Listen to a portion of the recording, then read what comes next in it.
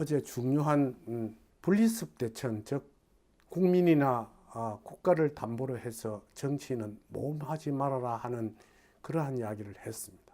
그런데 근간에서 제일 중요한 것은 정치인이 가지고 있는 덕목입니다. 모든 국민들은 정치인을 믿고 신뢰해야 할 것이며, 또 그다음에 그러한 정치인 상호 간의 신뢰도 아주 중요하고, 뿐만 아니라 우리나라의 바깥에 있는 전 세계인이라든지 정치인 또는 경제인까지도 그들을 신뢰하고 믿도록 해야 하는 것이 제일 중요한 정치인의 덕목입니다.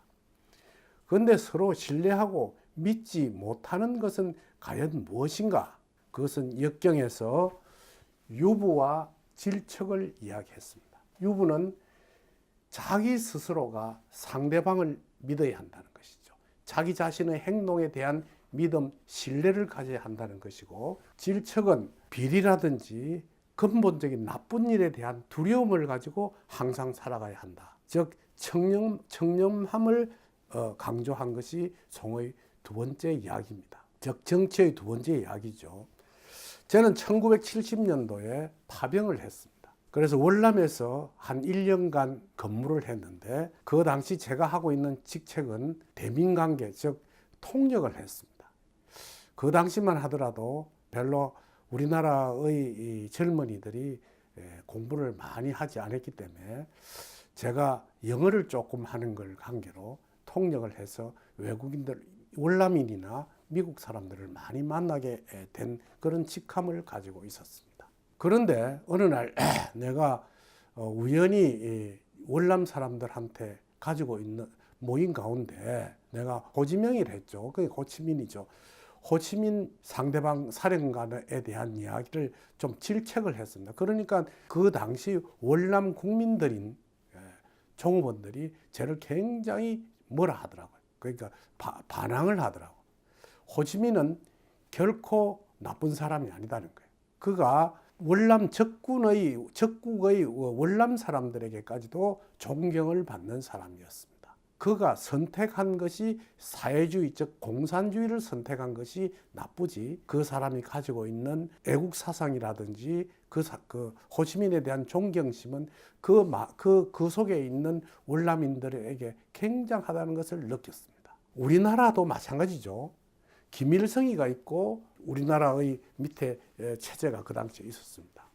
그런데 한국에 있는 몇 사람을 빼고는 김일성이를 전부 반대하고 욕하고 그랬습니다. 그런데 마찬가지로 분단된 월남에서 호지명 주석을 적국의 국민들이 환호하고 존경하는 걸 보고 저는 그 당시 막강한 군비를 갖추고 있는 미국이 월남을 이기지 못할 것이라는 생각을 했습니다. 사실은 그게 왜 그렇느냐 하면 호치민은 자기가 죽을 때 가지고 있던 옷 몇 벌밖에 없었습니다.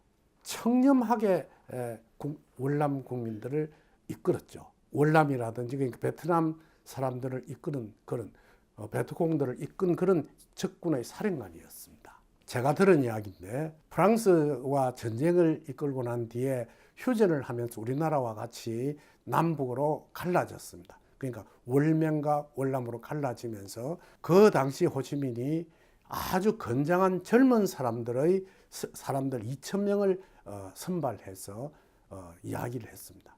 여러분들은 우리나라의 조국이 통일되고 평화로운 나라가 되기 위해서는 월남의 남쪽에 남아서 시골로 들어가서 다른 사람이 1개 봉사할 때 3개, 4개, 10개를 봉사하면서 사실은 애국 사상을 가르치라고 2,000명을 남겨두고 철수를 했습니다.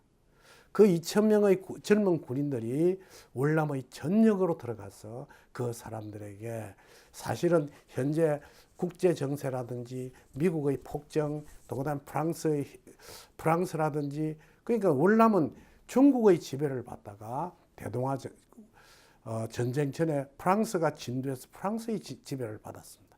그러다가 대동아 전쟁이 일어나면서 일본의 지배를 받게 됩니다.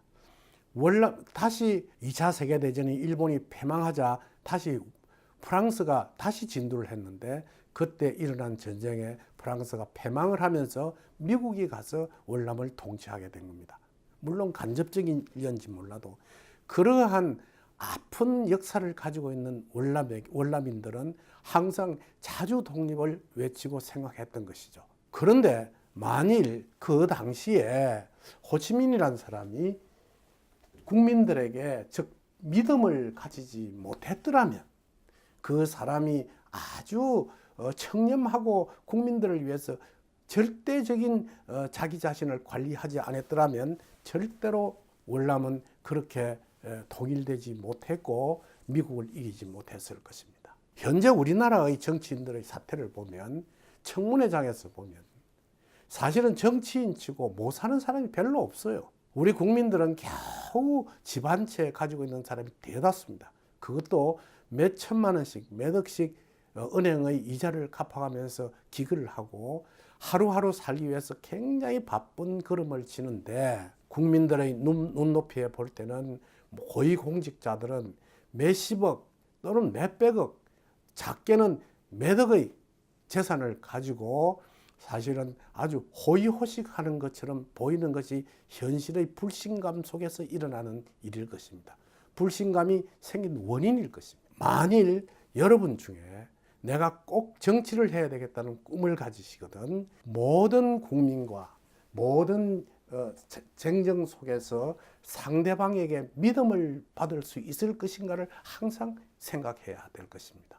그리고 나는 사실은 어떠한 비리라든지 그러한 것을 두려워하면서 항상 청렴하고 떳떳하게 살 수 있는가를 먼저 청량하고 난 후에 정치에 임해야 할 것입니다. 저도 사람들을 많이 만나는 청년들이 꿈이 사실은 정치를 하려고 하는 사람들이 아주 많았습니다.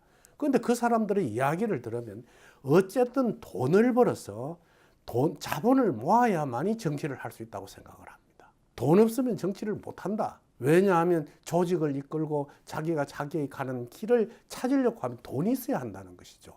그럼 돈을 가지고 뭘 하려고 하는 것인가? 과연 그 사람이 가지고 있는 검력이 모든 국민들에게 믿음을 가질 수 있을 것인가? 그 돈을 다시 재생산해내기 위해서 비리와 또는 청렴함에 위배되는 일을 하지 않을 것인가? 되묻지 않을 수가 없습니다. 그만큼 참된 정치인의 길은 굉장히 어려운 것입니다. 여러분들은 이런 점을 꼭 유념해 주시기 바랍니다.